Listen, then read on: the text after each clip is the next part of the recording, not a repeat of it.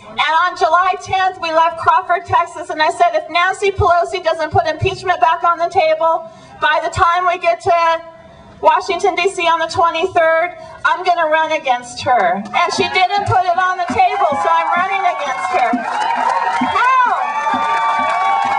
How can somebody who has sworn to defend the Constitution take part of the Constitution off the table? And how can they legitimize and legalize George Bush's crimes?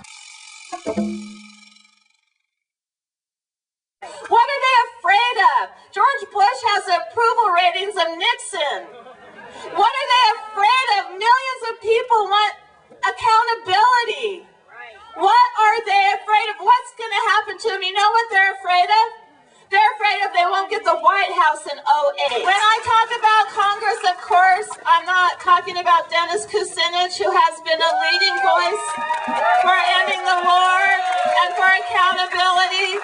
I'm not talking about Cynthia McKinney, who was beat by the same people who killed my son, because she always speaks the truth.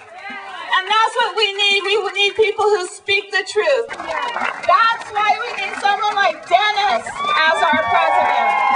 Because it's not about unseating a Republican. It's about changing the entire system that the Democrats are part of also. It's about organized people, not about organized money. And it's about time they know they represent us.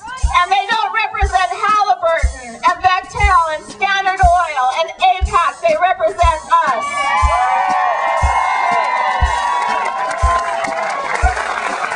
And I'm not only going to run against Nancy Pelosi, I'm going to beat her.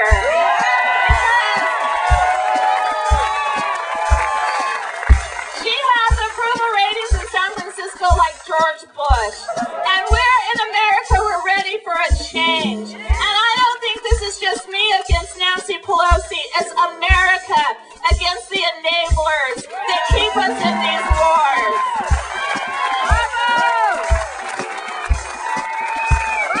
And the only reason, and the only way we're ever going to have true and lasting peace is if we do challenge the system.